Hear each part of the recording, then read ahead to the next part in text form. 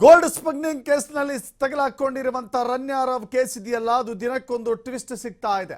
ಪ್ರಕರಣದ ತನಿಖೆಗಿಳಿದಷ್ಟು ಕೂಡ ಆಳಕ್ಕೆ ವ್ಯಾಪ್ತಿಗಳು ಕೂಡ ಈ ಪ್ರಕರಣದಲ್ಲಿ ಲಭ್ಯವಾಗ್ತಾ ಇದ್ದಾವೆ.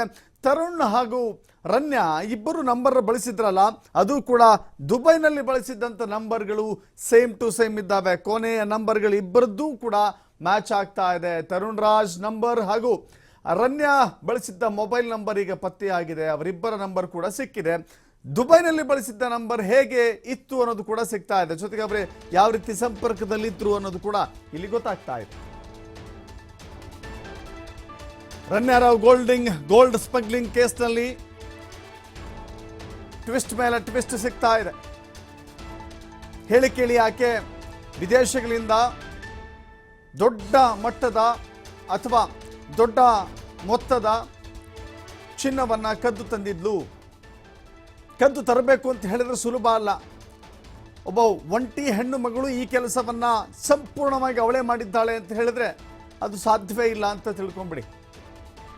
ಸೊ ಈ ಕ್ರೈಮ್ ಪಾರ್ಟ್ನರ್ ಯಾರಿದ್ದಾನೆ ಅಂತ ಹೇಳಿದ್ರೆ ತರುಣ್ ರಾಜ್ ಇದ್ದಾನೆ.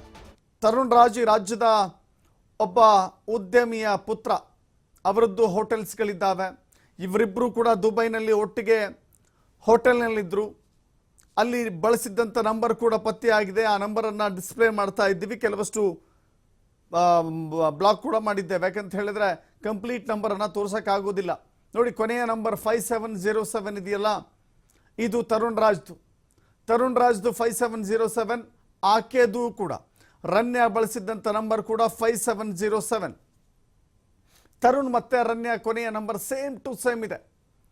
ಚಿನ್ನವನ್ನು ಬೇಟೆ ಮಾಡಿದಂಥ ಅಥವಾ ಗೋಲ್ಡ್ ಸ್ಮಗ್ಲಿಂಗ್ಗೆ ಬಳಕೆಯಾದ ನಂಬರ್ಗಳ ಬಗ್ಗೆ ಮಾಹಿತಿ ಕಲೆ ಹಾಕ್ತಾ ಹೋದರೆ ಈ ನಂಬರ್ಗಳು ಲಭ್ಯವಾಗ್ತಾ ಇದ್ದಾವೆ. ನೋಡಿ, ಈ ನಮ್ಮ ದೇಶದಿಂದ ಬೇರೆ ದೇಶಕ್ಕೆ ಹೋದಾಗ ಅಲ್ಲಿಯ ಬಳಕೆಗೆ ಅಂತ ಹೇಳಿ ಅಲ್ಲಿನ ಸಿಮ್ ಕಾರ್ಡನ್ನು ಪಡಿಬೇಕಾಗುತ್ತೆ.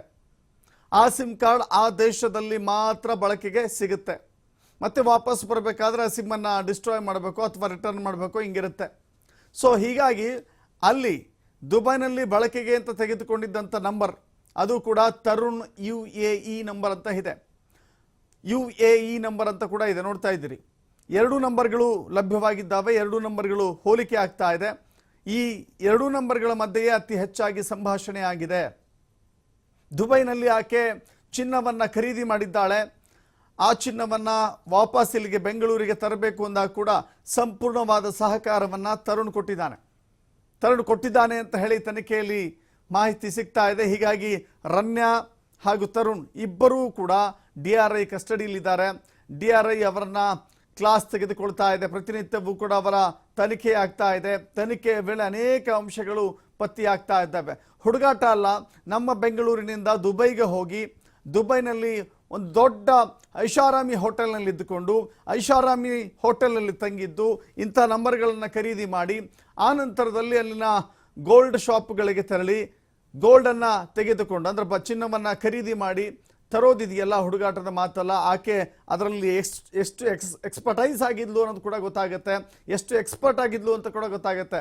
ಮೊದಲ ಬಾರಿಗೆ ಈ ಚಿನ್ನವನ್ನು ಆಕೆ ತಂದಿದ್ಲು ಅಂತ ಹೇಳಿದ್ರೆ ಇಷ್ಟು ವೃತ್ತಿಪರವಾಗಿ ಆಕೆ ನಡೆದುಕೊಳ್ಳಿಕ್ಕೆ ಸಾಧ್ಯವೇ ಆಗ್ತಾ ಇರಲಿಲ್ಲ. ಅಥವಾ ಇದೊಂದು ಸಹಜವಾಗಿ ಏನೋ ಬೇಕರಿಯಿಂದ ಐಟಮ್ ತಂದಂಗೆ, ಬೇಕರಿಯಿಂದ ಬಿಸ್ಕೆಟ್ ತಂದಂಗೆ ಆಕೆ ದುಬೈನಿಂದ ಹೋಗಿ ಗೋಲ್ಡ್ ಬಿಸ್ಕೆಟ್ಗಳನ್ನು ತೆಗೆದುಕೊಂಡು ಬಂದಿದ್ದಾಳೆ ಅಂತ ಹೇಳಿದ್ರೆ ಎಷ್ಟು ಆಕೆಗೆ ಸಪೋರ್ಟ್ ಇರಬೇಕು ಅಂತ ಇಲ್ಲಿ ಅರ್ಥ ಆಗುತ್ತೆ. ಆಕೆಗೆ ಎಷ್ಟು ಜನ ಸಪೋರ್ಟ್ ಮಾಡಿದ್ರು ಅಂತ ಗೊತ್ತಾಗುತ್ತೆ. ಸೊ ಆಕೆಯ ನಂಬರ್ ಕೂಡ ನಾವು ತೋರಿಸ್ತಾ ಇದ್ದೀವಿ ನೋಡಿ.